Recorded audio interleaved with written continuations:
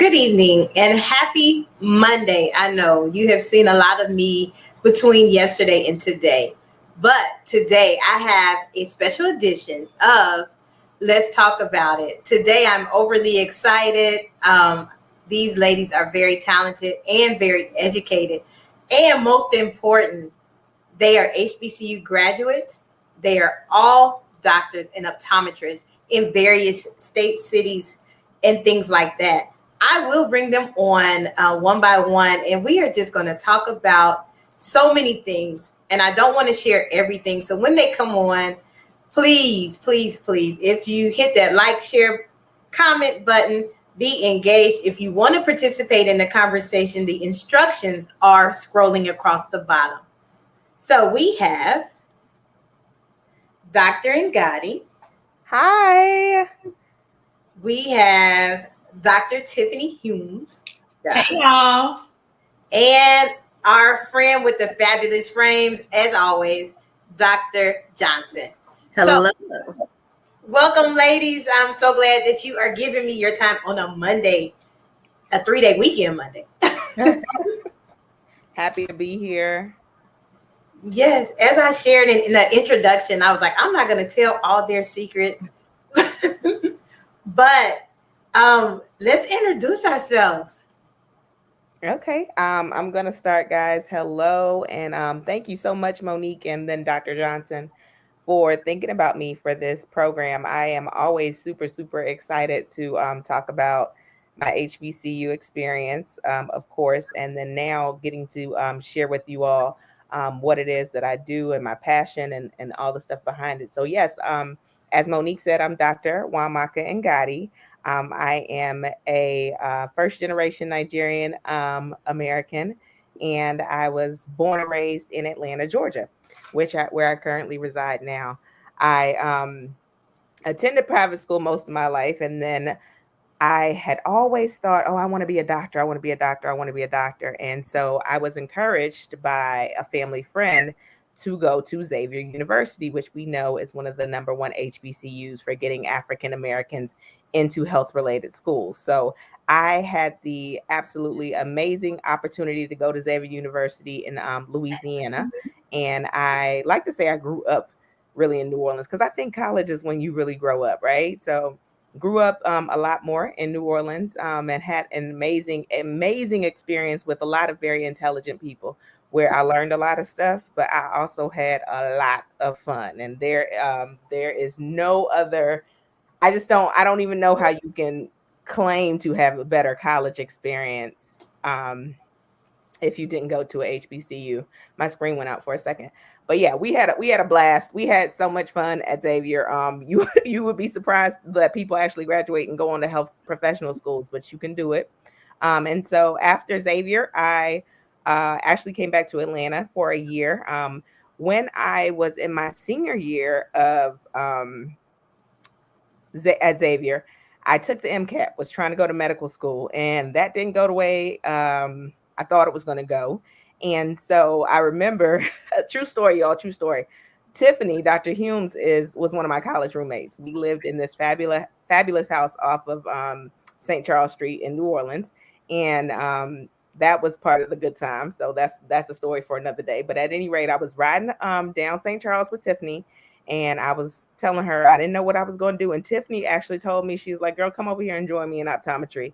You can be a primary care practitioner, you'll still have patients, and you'll also be able to have a great work-life balance. And I was like, oh, that sounds dope. So I actually ended up doing a summer program, and I restudied for the I was still kind of trying to see if my little plan A was going to go the way I wanted it to go, if I was going to be able to somehow sneak into medical school. And God just knew that I didn't need to be there, because I ended up getting waitlisted when I retook the MCATs and reapplied to medical school. But I got into the Pennsylvania College of Optometry, which is where I completed my optometry degree. And so got my doctorate in optometry there alongside these beautiful, fabulous women. Tiffany was my big sister, and I think Essence was your big sister. I don't know, yes, she was. where this lifeline of women actually like helped me float my way through that process, because it wasn't easy, but baby, I did it and I got it done. So after optometry school, Essence encouraged me to do a residency. And so guess what? I also am a residency trained optometrist, and Essence actually did the same residency that I did. So she completed it 2 years. Was it 2 years before me in Atlanta, Omni? So Mm-hmm. I did. I got my residency training at Omni Eye Services of Atlanta, where in ocular disease. So I had that exposure, and after that happened, after those grueling 13 months, Essence, let's say, have a moment of silence for those 13 months, that 13th month residency, um, which was a very transformative experience for me in a lot of ways, right? So I got really good at very quickly diagnosing ocular disease and just being able to make very confident and comfortable decisions for my patients. But I also realized that I didn't want to do that. Don't want to do it. I don't want to deliver this bad news to people. I like to be able to say at the end of the exam, your eyes look great, and here is your prescription. And I realize I like instant gratification. I like things to go well, and I want them to just, go well and go forward. We have words for this stuff now. I guess people call themselves empaths, and that's who I am. So I digest so much energy if things aren't going the way, I want them to go, or in a favorable outcome. So I wanted to get into a mode of practice where things are pretty much routine, and I love it. I love it there. I feel that I'm able to deliver my patients a very good experience in a quick and concise manner. Get them in, get them out, but also make them educate them on what's going on. And then I feel that I'm in a great place, because in that place, when I do see ocular emergencies or ocular urgencies, sometimes what we call them, maybe you don't need to go right away, but you maybe need to go in a few days. I make very responsible referrals to either another optometrist or an ophthalmologist that may be able to handle or manage those conditions that I do not do in my office. So I have actually owned a practice. So it was after that residency, I was like, I'm not working for anybody else.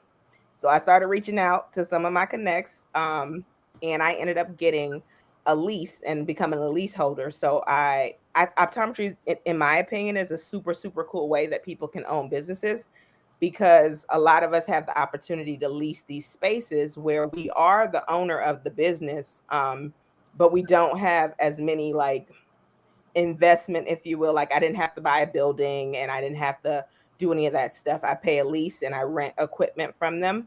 And so I've had my own business, I Totally Care LLC, since 2013. And I've had a few different locations. I now currently have a lease in a retail location right here in Atlanta, Georgia, where I am still providing amazing, amazing ocular service and education to my community. Love it. It's over in East Point, Georgia. Can y'all see these comments? um, and so yes, we're trying to do the thing down here in East Point, Georgia. And so in this process, or in my practice, I found that I had a lot of patients that were having difficulties finding frames that fit their faces. As we know, I serve a large Black population in my area, and a lot of my patients would go out and they'd be like, Doc, they ain't got nothing out there that fits me. And so they'd be putting the women in men's frames. And so that is kind of where the inception for my line came. I knew that I wanted to do a line in optometry school, but I think a lot of us say that and we don't really know what that means. So as time went by, I would like try on, I worked in all these opticals, so I would go out and try on all the glasses, and the glasses would be too short. They wouldn't hook over my ears, or as soon as I would smile, the glasses would go all the way up like this. And so I was like, I need something for me. And as the years went by, it just became more and more and more important for me to try to figure out how I could make this happen. So during COVID, or in the process of COVID, I did one of the most difficult things, even more difficult than that residency. And I created a frame line designed to fit Black and African features optimally. And so, yeah, I am going to be changing glasses throughout this production just so y'all can see some of the line. I have 8 different styles that all can go. They can be both sun lenses or sun frames, and they are also prescription. You can put prescriptions in them. So, yep, I'm going to be changing glasses. They said Essence did this last week, and I'm going to do the same thing because it's fun. Who doesn't like to show off their frames? So, I think I said everything as an introduction, and I can't wait to see some of the questions that come up later, and I'd be happy to answer any questions that anyone has. So, yeah, that's me. Thank you, thank you, thank you. And I love the frames. I was sitting here like, oh, I definitely love them. So we will hear from Dr. Humes next. So hello, everybody. Thank you to my Detroit sister, Monique, as well as Dr. Johnson for the invitation to be here with y'all. It's such an honor. I have known these 2 young women for a long time, but I took a more meandering path to my HBCU, which was also Xavier University of Louisiana. When I finished high school in a small suburb outside of Detroit, I thought I wanted to go to the big PWI. And I went for 2 years, and I absolutely hated it. It was too large. The class sizes were not conducive to really learning. And it wasn't the way that I was used to learning as well. I was not used to having professors that were not truly invested in me. And I wasn't used to having professors that didn't really care to know my name or get to know me as a person. And so after my second year, I decided that I was going to transfer to a school that would invest in me if I did the work. And I found Xavier University of Louisiana, which is the #1 school in the country for putting Black students into medical school as well as other STEM fields, including optometry. And so I was 20 years old when I got to Xavier. I had to live in a freshman dorm. I was older than everyone else that was in the building, but I still was able to make new friends. I was able to find my place, and that place was at Xavier. I learned how to work hard and party harder. And it was an amazing experience to be around a whole bunch of people who are also trying to do the exact same thing that you are. Everyone in all of your bio pre-med classes is trying to go to med school or optometry school or dental school. And so you're literally surrounded by other minds who are just as focused as you are.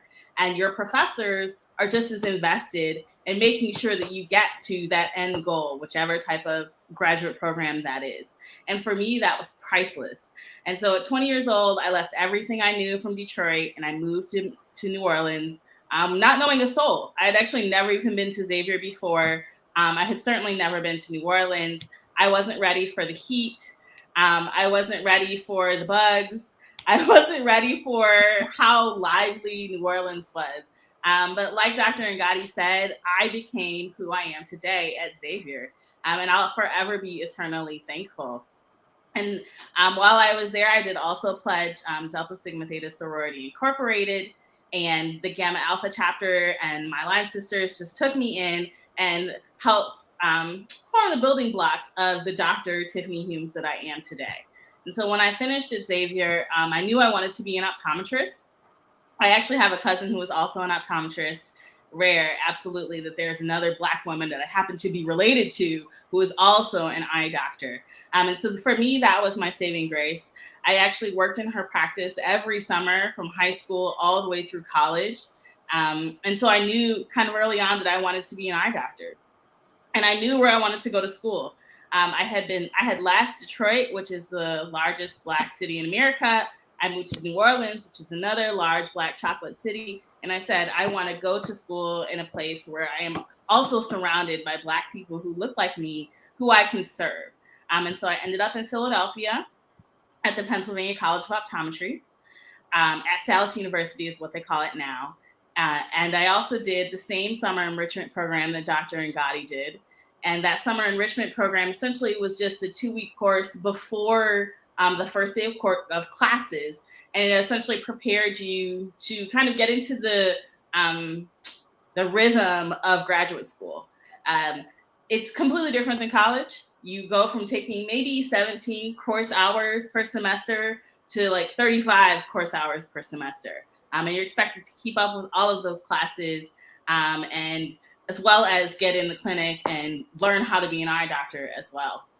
And so I was so thankful for the summer enrichment program. After 4 years, I finished. While I was at Xavier, I met Dr. Johnson. She kind of took me under her wing. She was in the class above me. She went on to do a residency in Atlanta and convinced me that I should do a residency too. And so I did my residency back home in Detroit because I knew I wanted to go back to Detroit. That was my final destination. And I knew that from the very beginning. Thanks, Dr. Glover. And so I went back to Detroit. And I did my residency actually in Jackson, Michigan, which is kind of in the middle of the state. And I drove every day. I drove an hour to my residency in Jackson while living at home with my parents.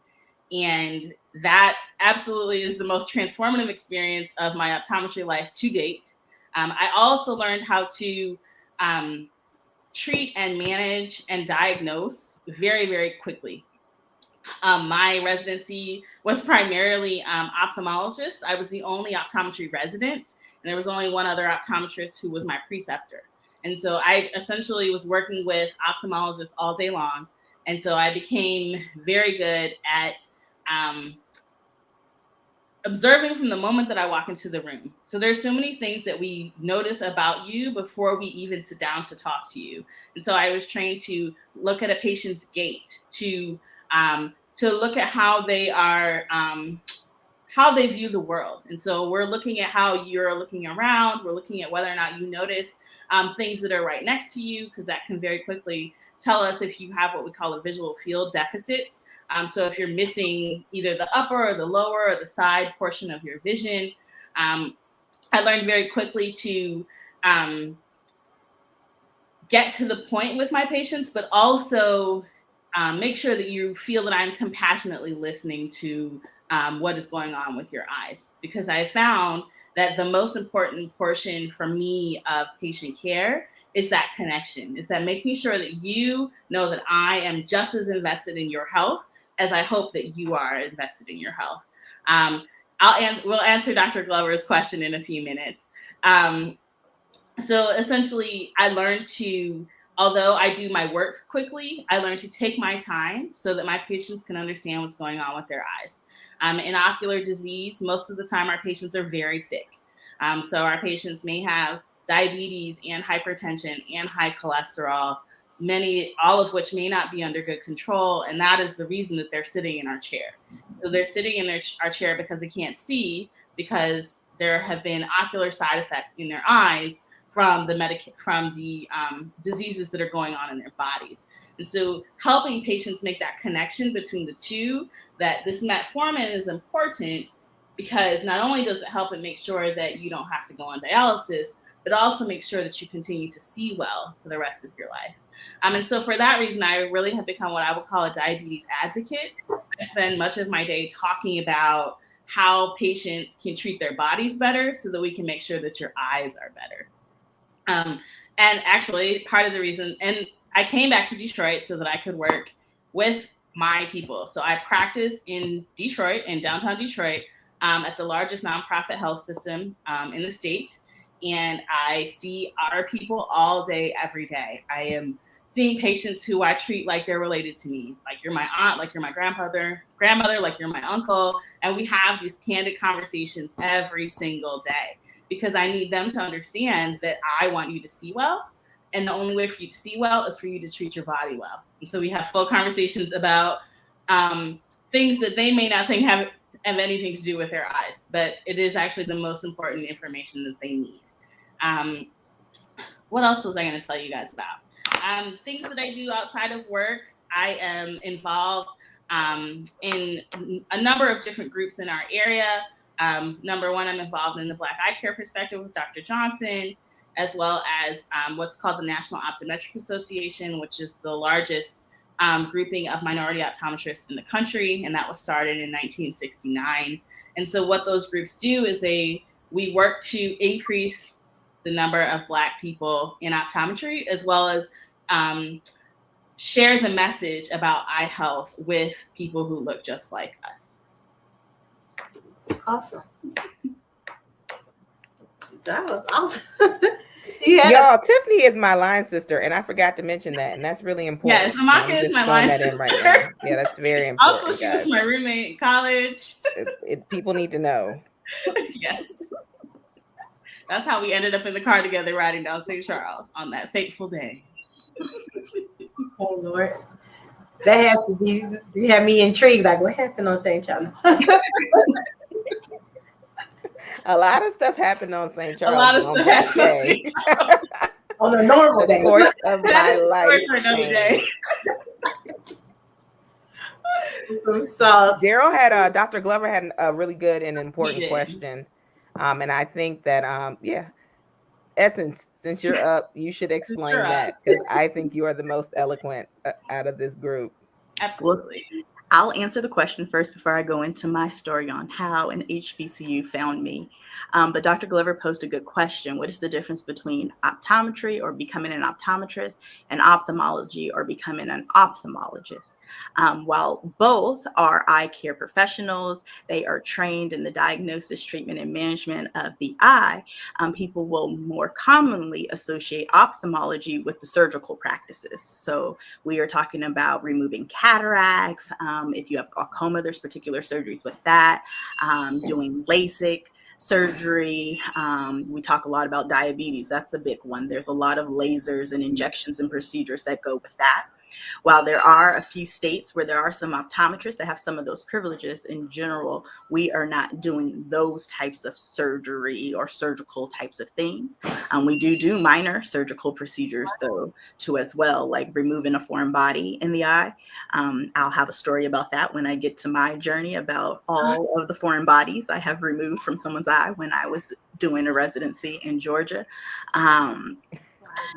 There are also some states that can do some laser procedures as well. But typically when you're going into these community health practices, these corporate optometry practices, private practices, you're probably seeing the optometrist who is checking your eyes, checking for any health conditions, prescribing you your glasses. Cue new frame, and also your contact lenses. But if your retina is detaching, leaking, bleeding, you have cataracts or other things, then you're going to go and see the ophthalmologist. So hello again, everyone. Hello again, Monique. I'm happy to be here with my optometry little sisters.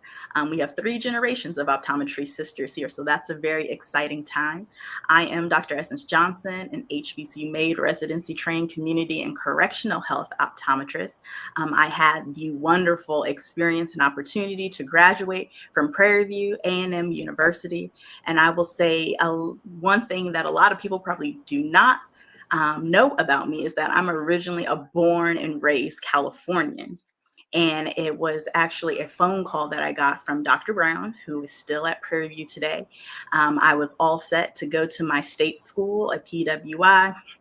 And I received a phone call one day, and the person on the other end was like, "Hey, can I speak to Essence? We have a scholarship for you." And I was like, "A scholarship, not just any scholarship, a full ride 4-year presidential scholarship."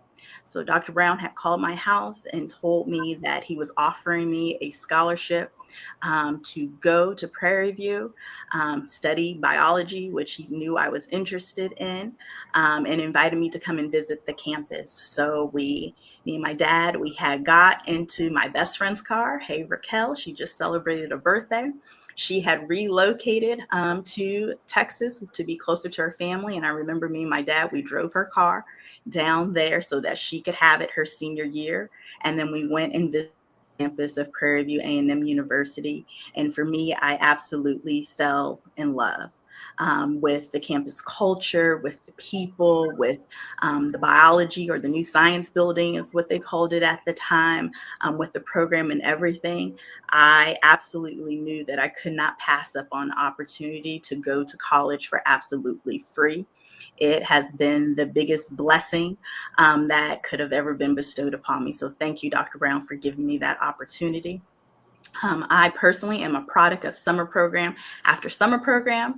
Dr. Humes alluded to one that I'll talk more about, but when I went to Prairie View, I got to be part of the Pre-Medical Concepts Institute, or PCI, which allowed you to come to school a couple of weeks earlier before everyone started classes. For me, it was literally leaving California the day after I graduated and getting on a plane to Prairie View, Texas, which, like Dr. Humes, I never had ever been to the state of Texas, let alone to the city of Prairie View.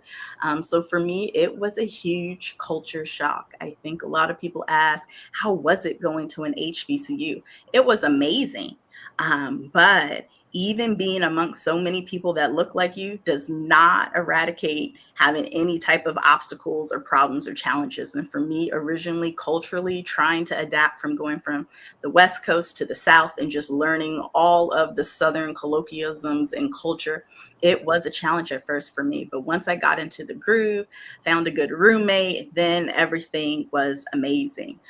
Like Tiffany and Amaka, or Dr. Humes and Dr. Ngati, I also pledged a sorority. So I'm a member of Sigma Gamma Rho Sorority Incorporated, Delta Alpha chapter. And from there, that's where kind of all of my professionalisms began to take foot. I was a part of the pre-optometry professional society at Prairie View, and Dr. Howard Lee Block, who did an amazing job of taking people like myself and Dr. Hentz and others to just the University of Houston College of Optometry, to the Capitol.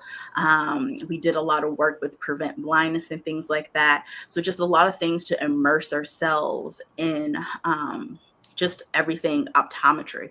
So I knew going into undergrad that I was going to major in the sciences and that I was going to pursue a degree in optometry afterwards. So every step that I kind of took and every class that I took was help geared to getting all of those prerequisite classes done so that I can apply, so that I could take the OAT, which is the optometry admissions test, my junior year, and then also apply to optometry school as well.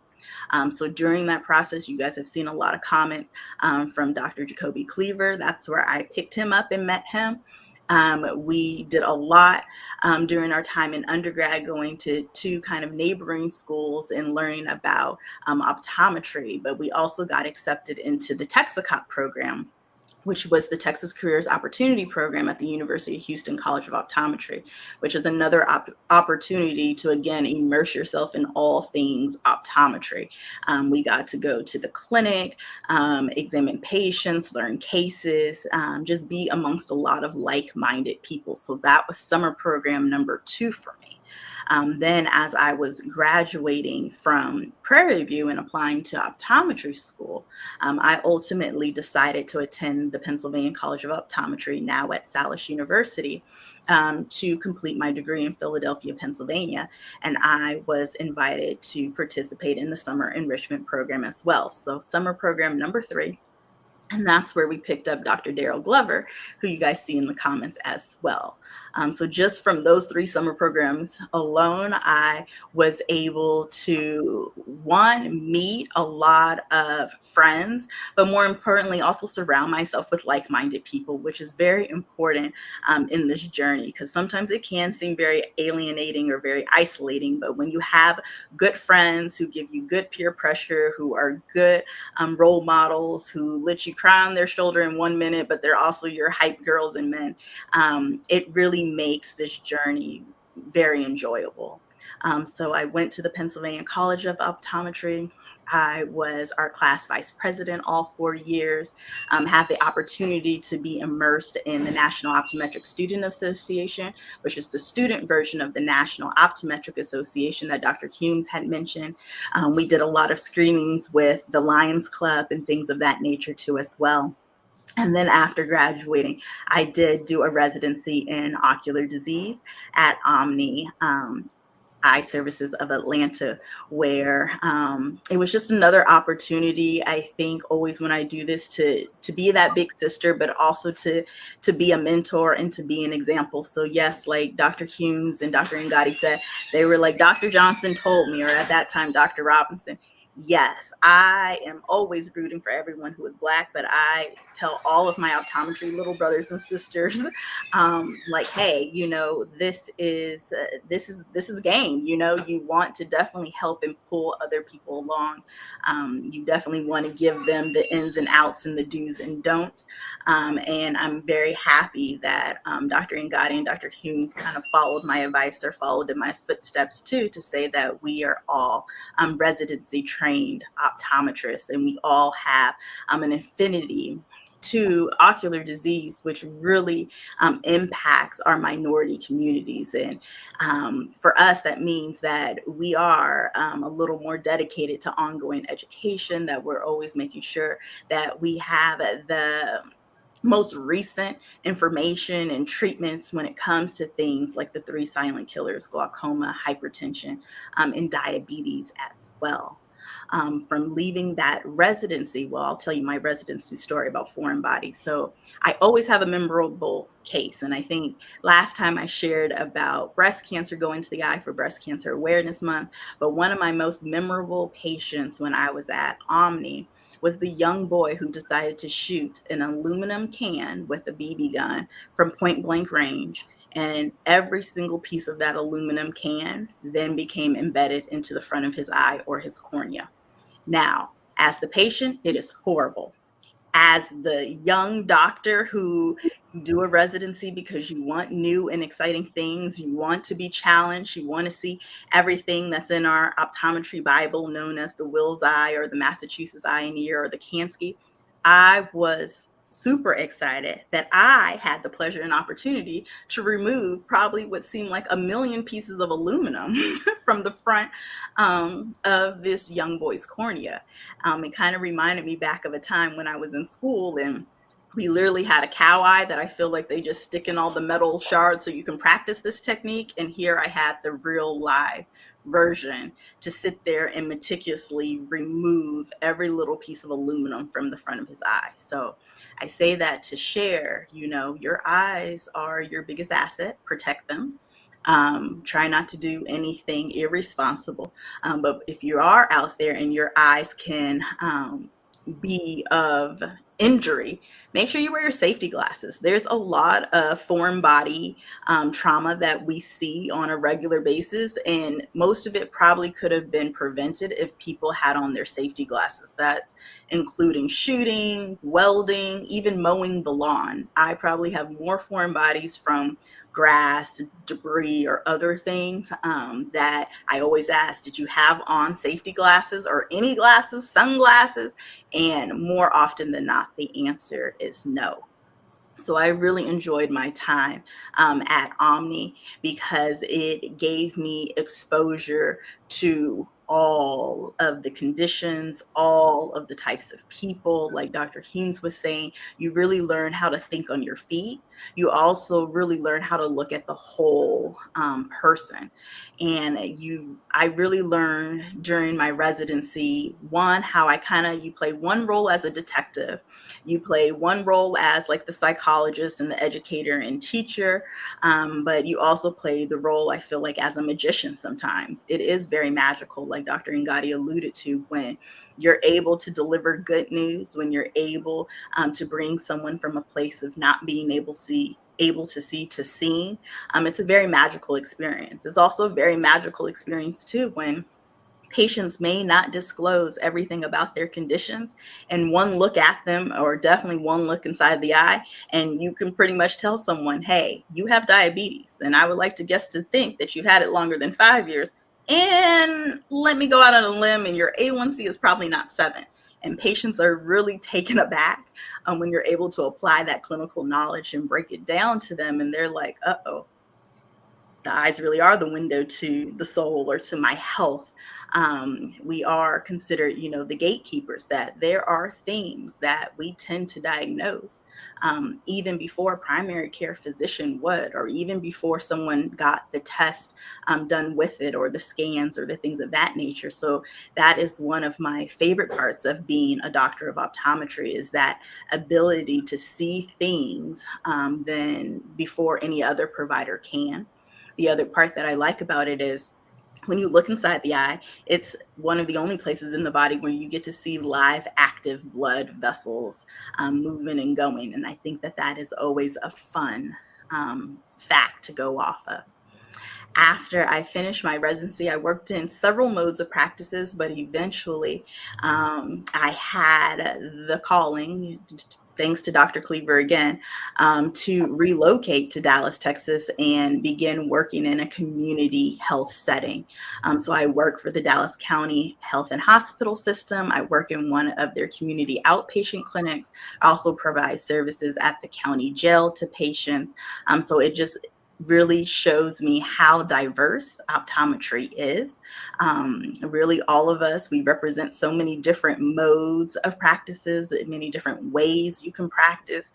Some of these ways you can practice multiple ways at the same time and multiple modes at different times. And I think that that's very amazing, how flexible the profession is and how much variety that you have in the profession.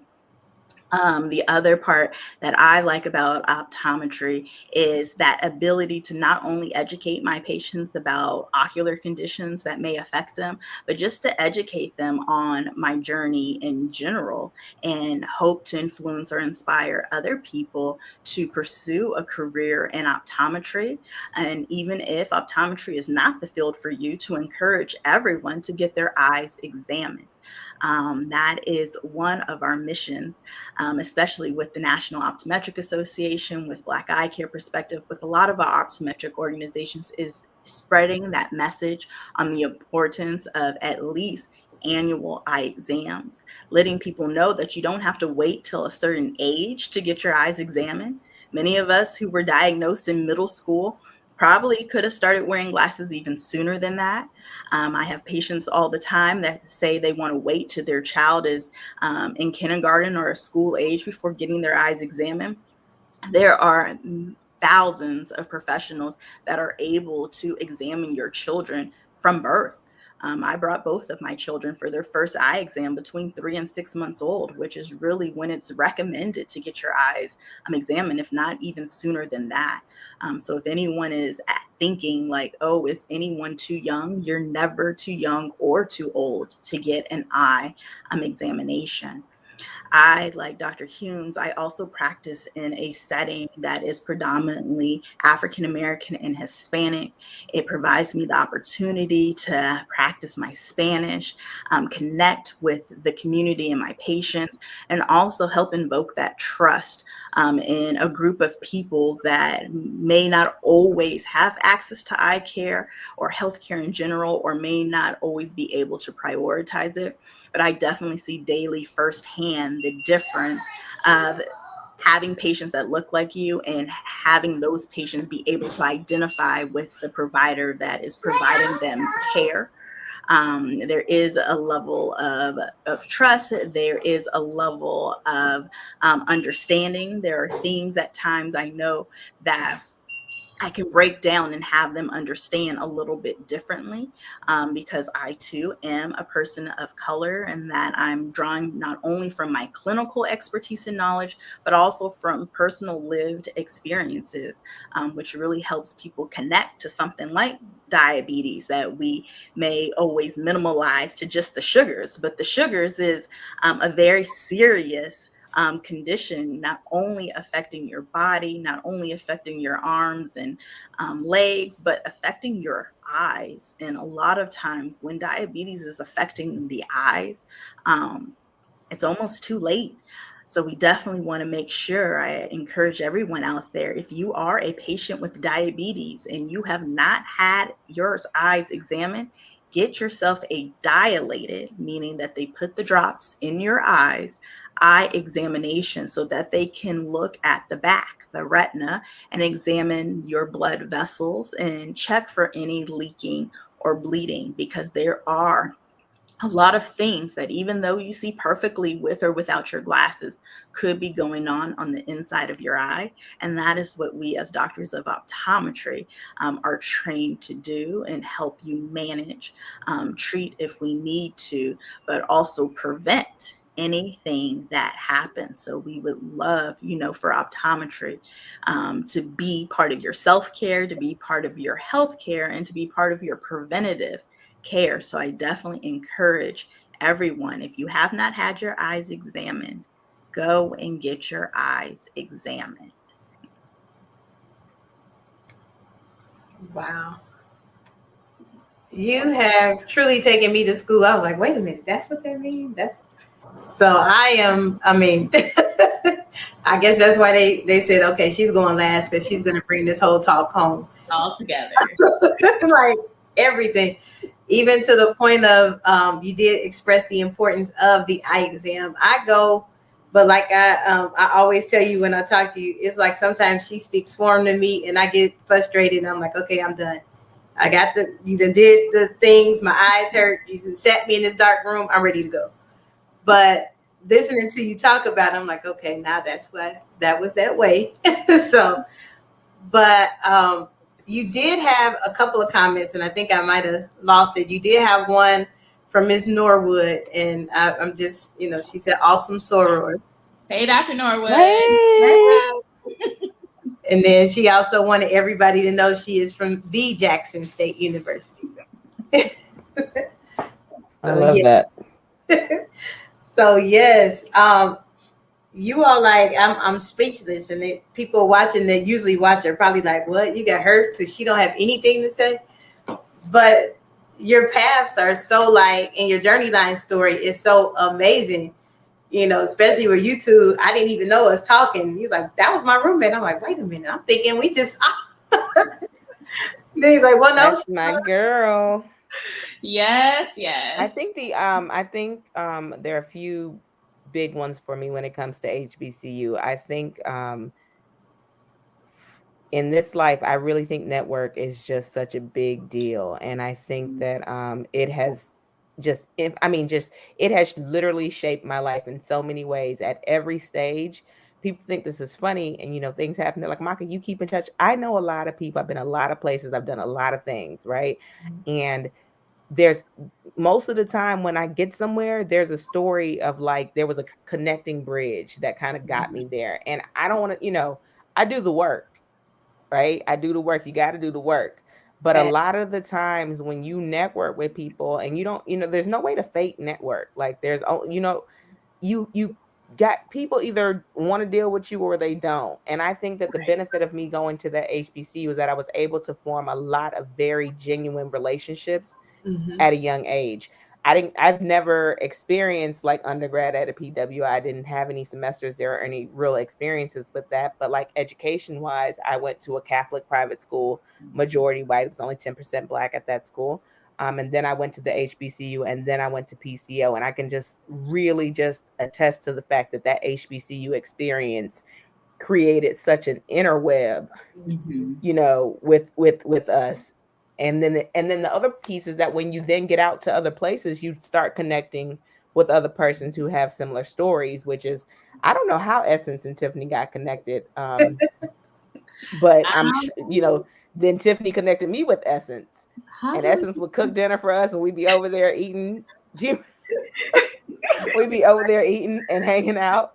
And we used to do community service together. And I think that was a big part, a big thing that I got from my HBCU experience was just that, the way we would leave Canal Street, wake up at 5 and 6 in the morning, do community service, find a nap, then hit some sorority stuff, and then start it all over again. And then people would actually go to the church because Xavier's a Catholic. HBCU. I wasn't gonna say that, but it is, and I'm a Catholic girl, but I was churched out by the time I got to college, and I would go right past that church, but everybody else was going. People, they would go, they would sing in the choir. I go right past that church. There was studying in between there. People would get home at 2 a.m. They would go to sleep. They would get up. They would study for a couple of hours. They would either go to church or have some breakfast, get home from church, study some more. So I feel like our HBCU was the breeding ground for learning how to manage our time. You will learn time management there. You learn how to manage your time because you want to do everything, and you can if you manage your time. Right. That was one of my main things. She said she stayed out later than the street sweepers. Now I've been to New Orleans a couple times. I know what time the street sweepers out. I don't The street think you sweepers can't come argue me on on this at one. New 3. Orleans is just one of the funnest cities in this country. It's just an amazing place. So I love that I got to experience undergrad in that city, because it wasn't just college, it was the culture, right? We got to do Mardi Gras.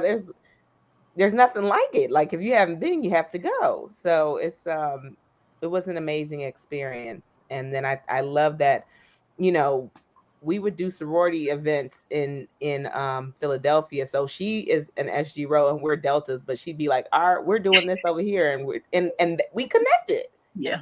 So it's a bond that I love for us, and I'm so happy and grateful for it. Being a part of my life. So thank you, ladies. I love it because you all just gel together, and I'm like, wait a minute, they didn't tell me that before we went on that they was. But for the record, Essie graduated first, and then me the year after that, and then Dr. Ngadi the year after that.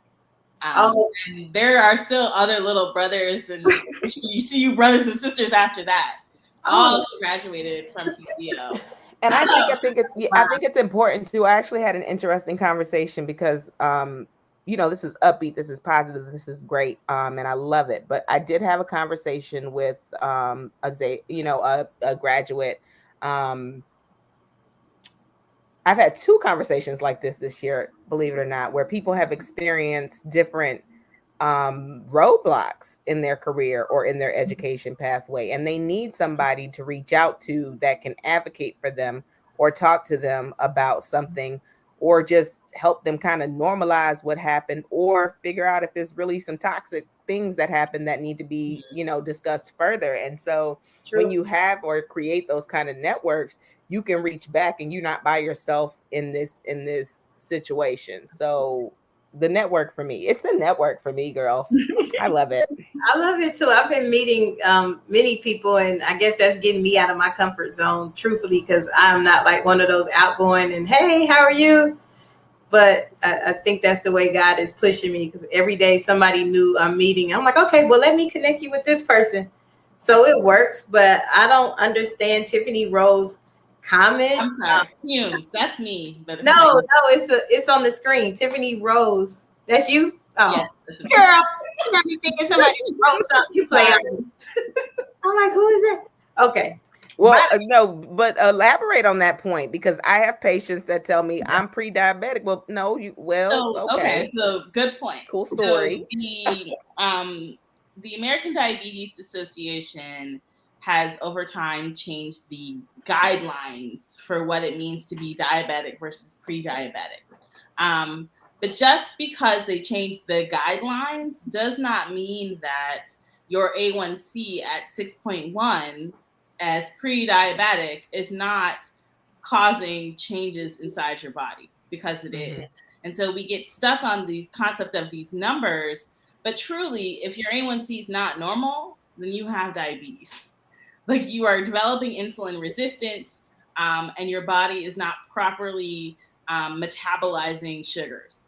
And so you are beginning to have issues all over the place inside your body, even if you never get to the quote unquote number that doctors consider to be actually diabetic, which I think at this point is now 7. But if you're between 5.8 and 7, you're still having abnormal processes occur inside your body. And you can have an A1C of 6.5 and have diabetic retinopathy. So I want everyone to understand that, yes, these numbers may not necessarily. Sorry. There are still abnormal processes happening inside your body, and that is a continuum, and that we need to just aim for 5.7 instead of being, my A1C is under 7. No. Your A1C needs to be under 6, because that's really what the goal is. And so part of, I think, for patients, and this is conversations I have every day, is advocating for yourself with your primary care physician.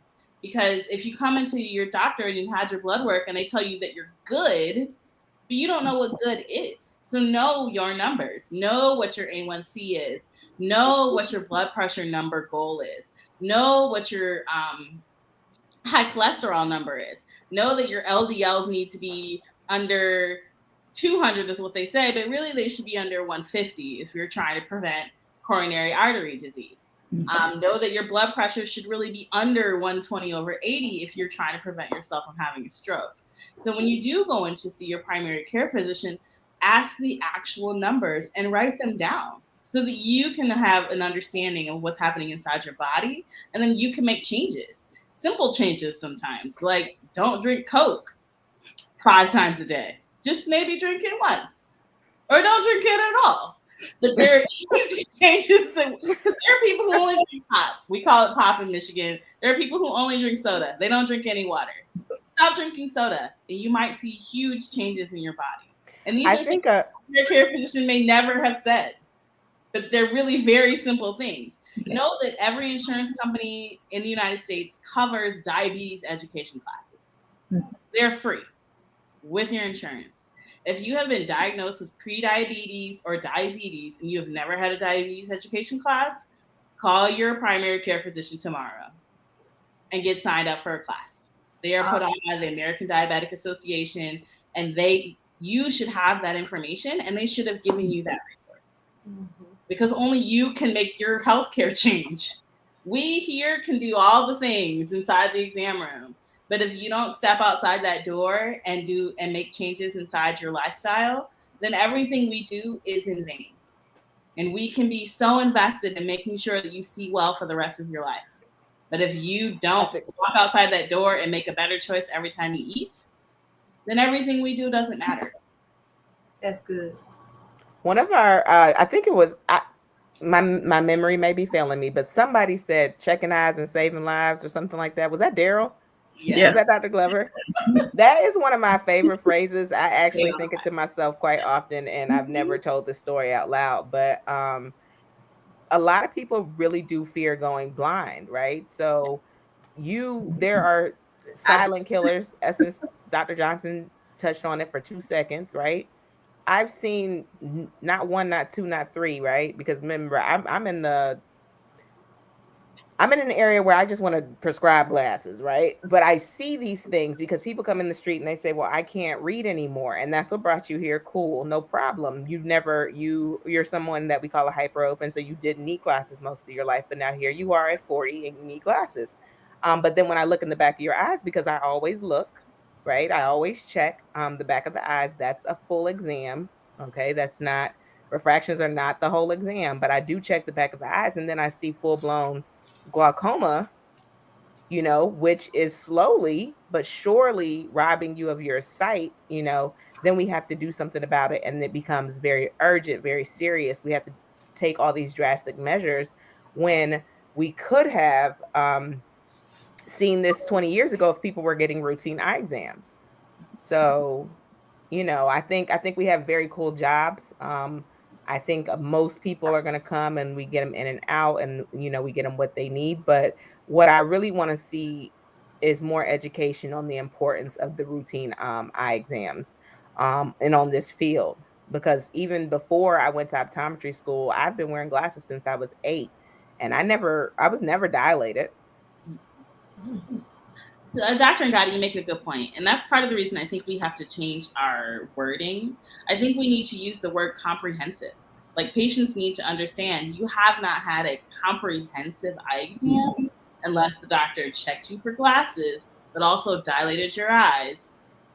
Or with these other photo technologies that they have, you may not have to get dilated. But someone took a thorough look at your retina. And your optic.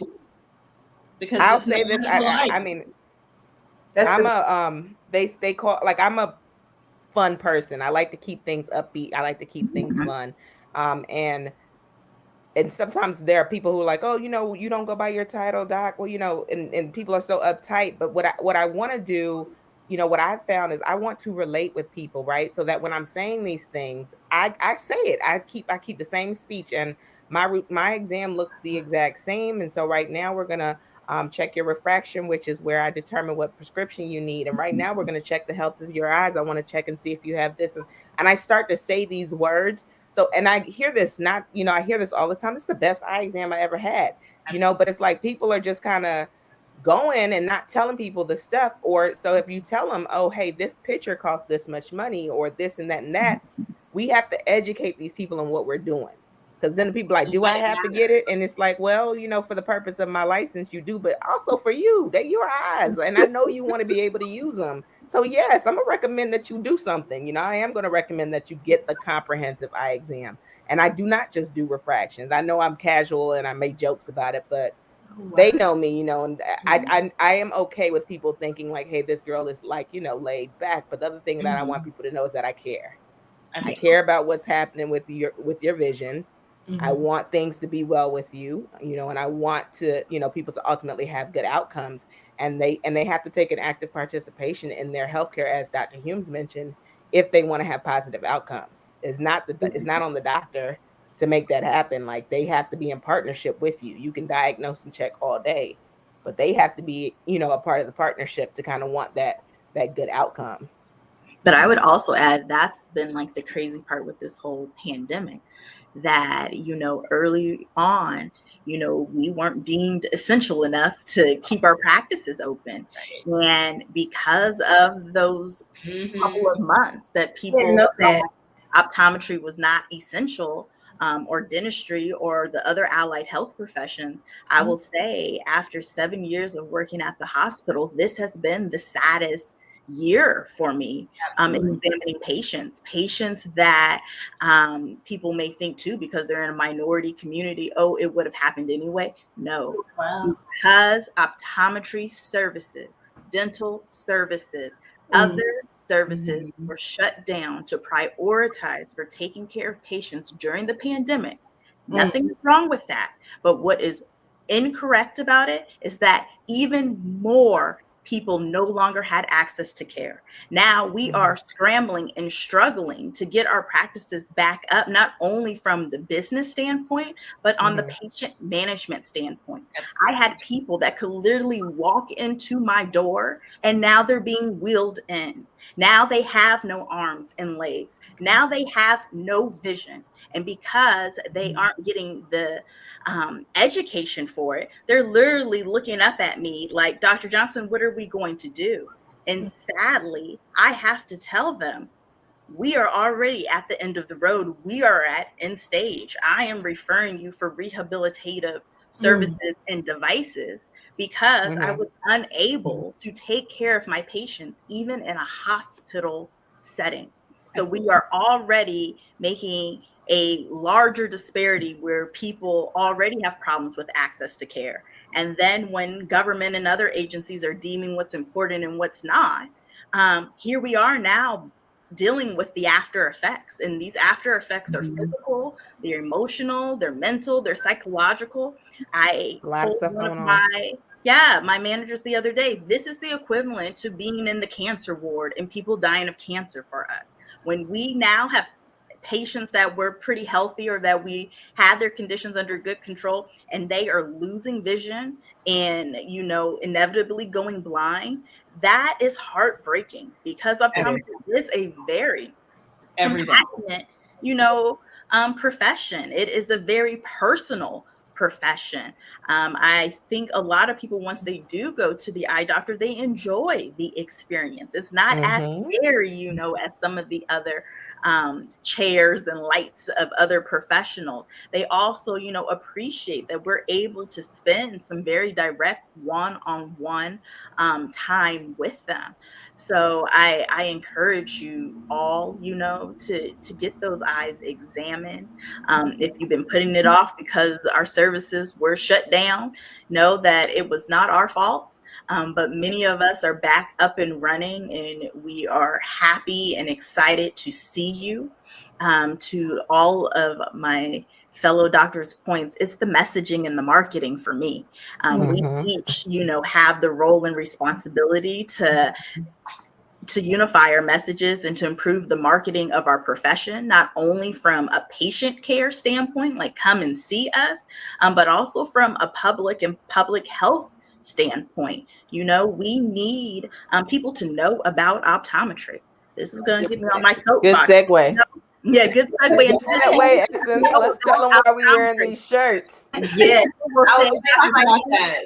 nobody talked about we'll talk about anything from diabetes to diversity. And now here is the diversity. I love putting the I, the EYE, in diversity. But this is why we have Impact HBCU. We want to touch other Black students like ourselves, especially those that are historically Black colleges and universities, but really at any school, anywhere. We want you guys to know about the profession of optometry. Tomorrow, we will be going live and I will be hosting our second annual Impact HBCU event where we're going to highlight two other phenomenal Black doctors so you can hear about their modes of practice, so you can learn about how they intertwine their personal passions with their professional aspirations and practice patterns. We will also highlight our alma mater, the Pennsylvania College of Optometry at Salus University will be there, and all of our wonderful industry partners like America's Best Contacts and Eyeglasses, My Eye Doctor, and Warby Parker. But we do this because we want to give optometry a voice. We want to also change the face of optometry as well. We don't want to be everybody's first introduction to a Black doctor. While it is flattering, many of us are only like 10 or 11 optometry years old, and we hear almost daily how we are people's first eye exam, how we are people's first introduction to Black eye doctors. We have more than 10 years of Black eye doctors out there, you guys, but we know that we have to put ourselves out there in front of the world, and that is what this event intends to do. We also have our Black Eye Care Perspective Pre-Optometry Club that will meet on the 13th of this month. We meet on the 13th of every month because 13 signifies the number of Black and African American people in the United States according to the census, but sadly optometry does not reflect that. We have less than 3% of students that identify as Black and African American that are attending school. Even less than that, closer to 1.8% are actually practicing optometrists. So me, Dr. Hooms, Dr. Nagati, we are that 1.8%.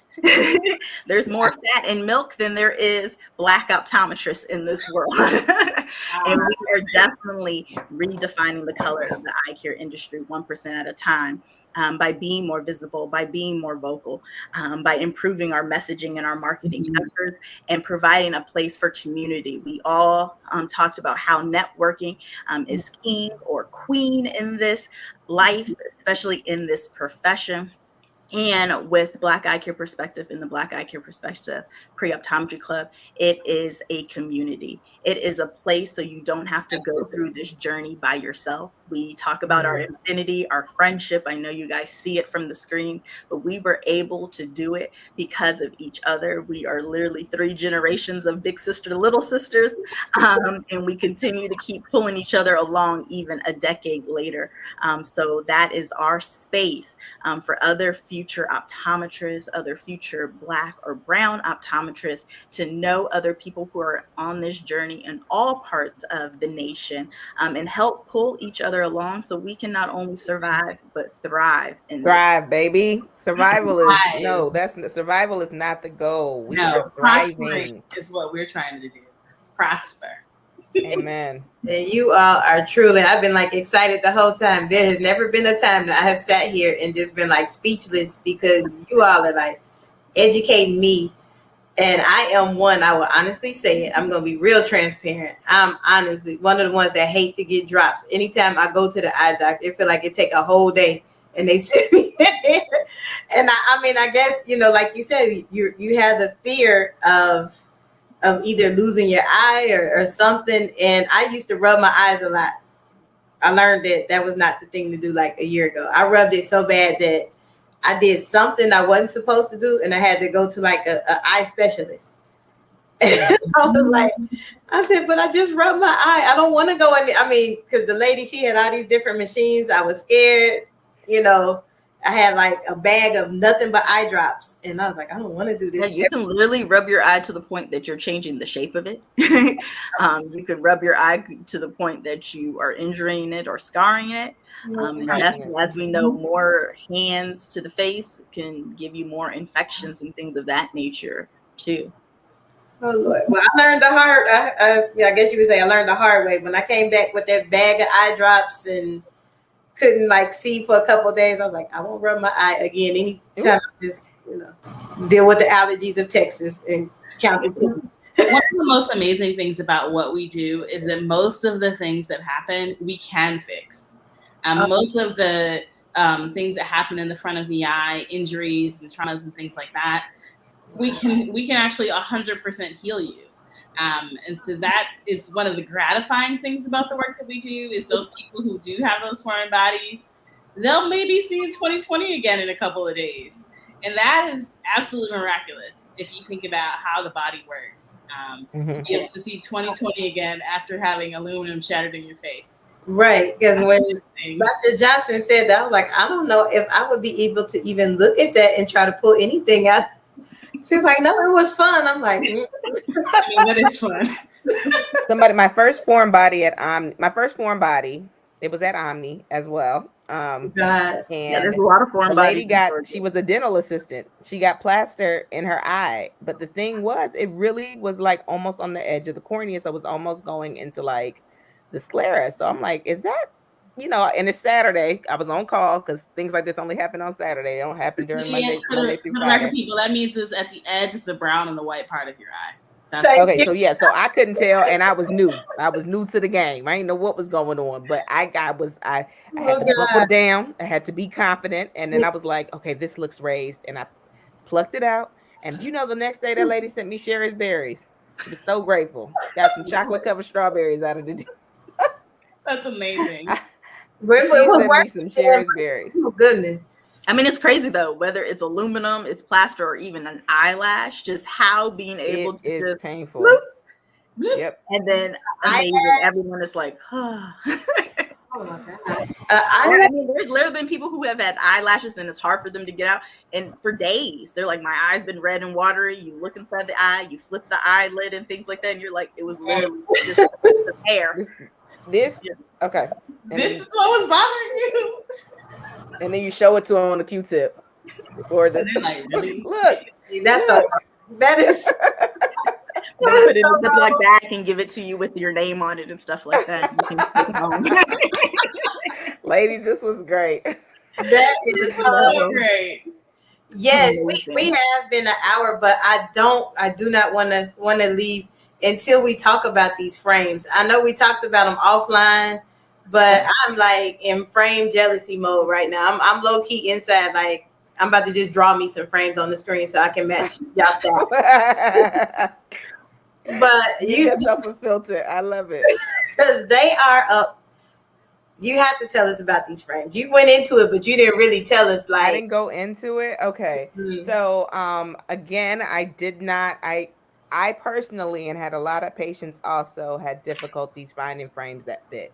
And so people wanted stylish frames. Okay. They wanted to make a statement without speaking. And they wanted frames that fit their features. And so that's where the whole incept. Tiffany's wearing some, and then Essence is wearing my frame chain that I made. So frame accessories, because my brand is about making a statement without speaking, so people can see things and you can just feel good. I think some confidence comes out of wearing things that are beautiful. So that is important to me as well, the aesthetic. But yes, I have 8 styles with different colors. Amwali is my middle name. It's an Igbo name, and it means joy. So I am also dedicated to making eyewear a pure joy. The first collection that I put out is called the Royal Collection. It is named, the frames are named after members of my family and some of the traits that they exhibit. So this one right here, this is the Uche frame. It is named after my big sister. Big sister Uche. Fabulous and fancy, and definitely a statement piece. These ones are named after my mama. This is the Ada frame. It also is, that means first daughter in my language. So these are named after my mom, who is the queen.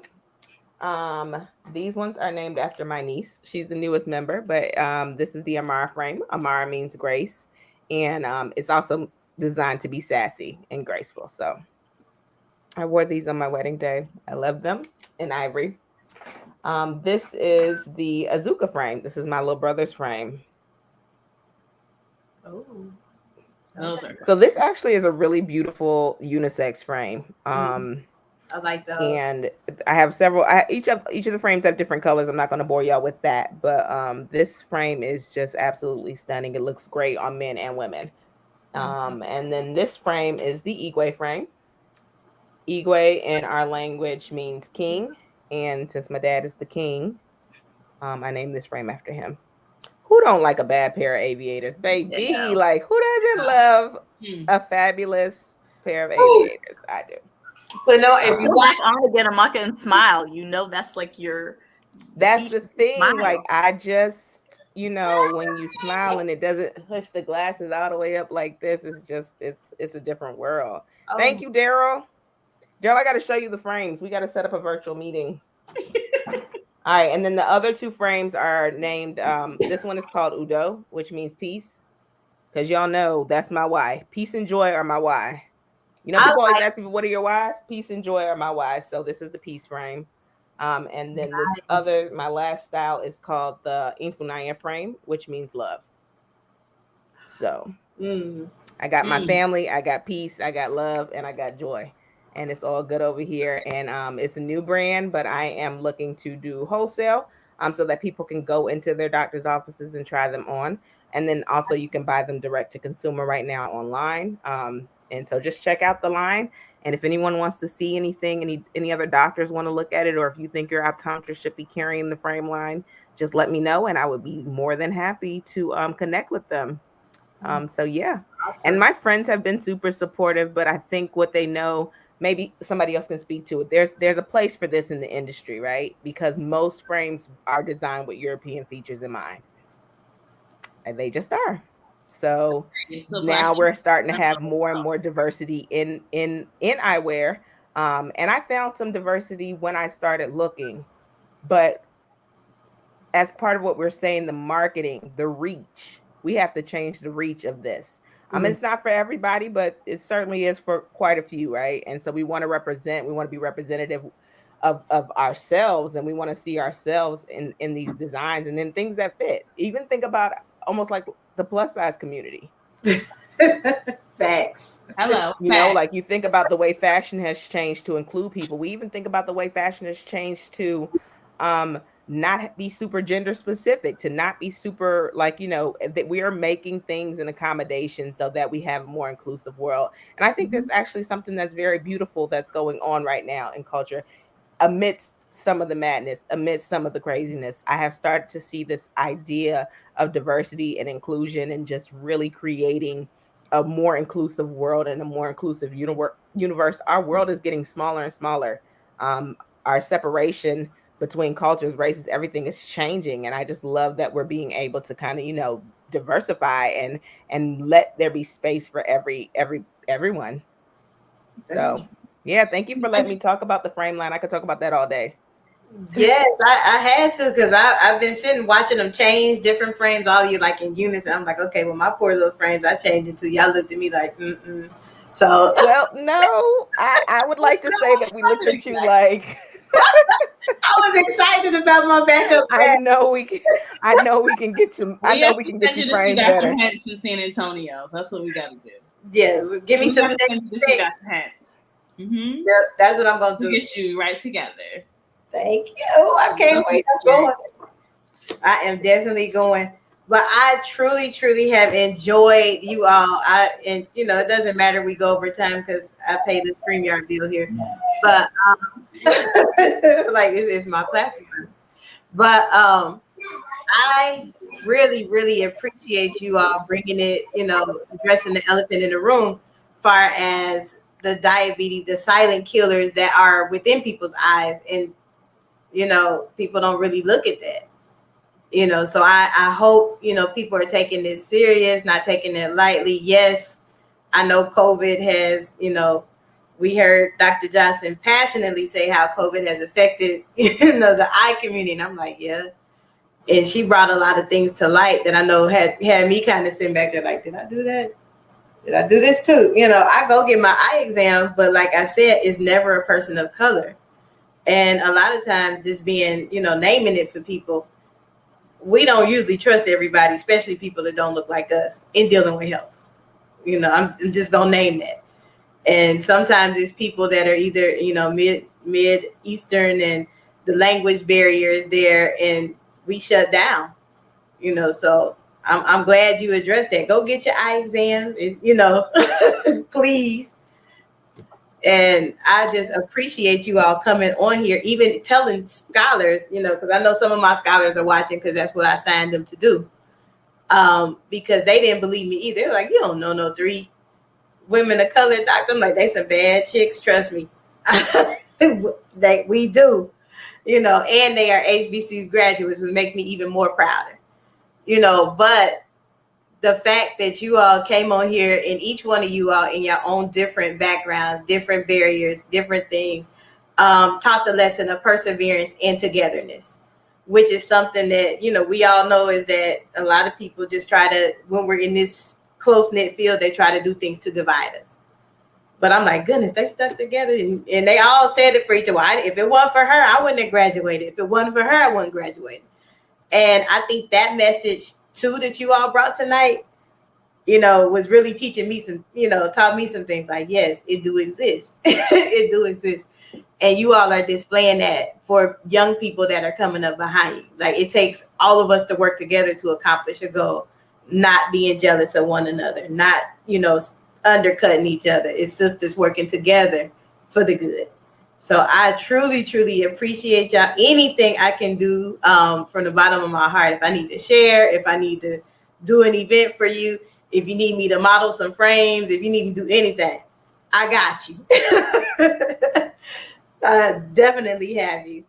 Thank you so much. It was wonderful meeting with you and speaking with you tonight. This is awesome energy. Truly appreciate the invite. Thank you. Thank you. Thank you.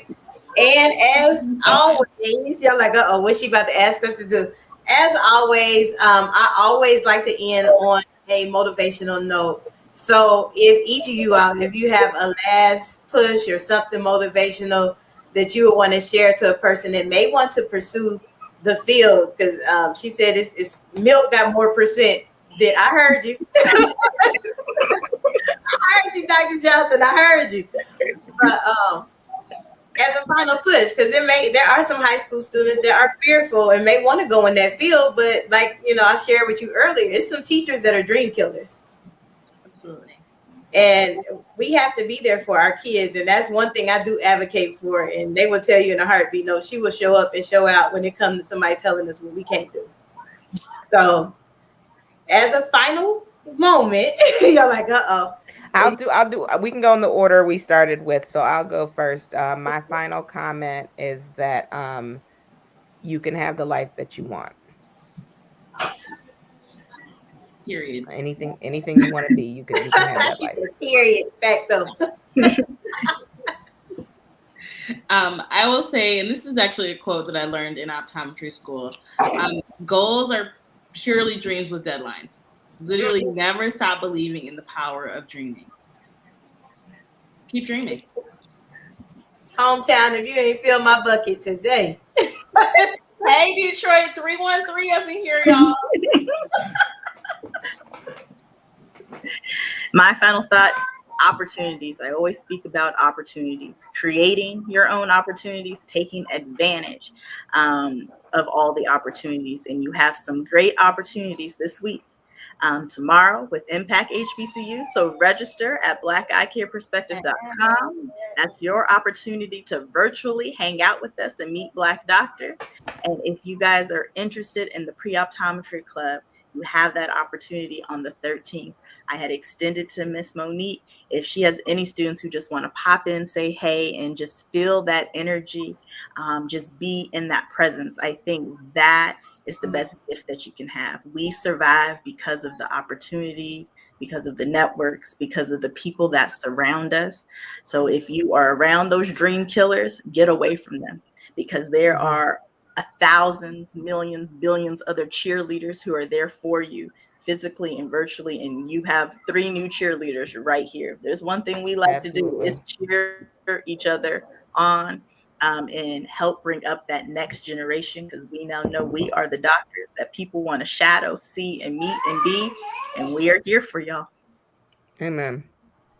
Definitely. And again, thank you. I will be there tomorrow cheering in the background. Cheering for you. I will have my kids there as well. And thank you for coming on a Monday for a special edition. Let's talk about it. I have truly enjoyed you all, the energy, the lessons. I'm like, I done went to school. But I will tell you all, you heard them, don't rub your eye. I had the medicine for the proof. Good night, ladies. Good night. Thank you, Monique. Thank you so much, Monique. Thank you. Thank you.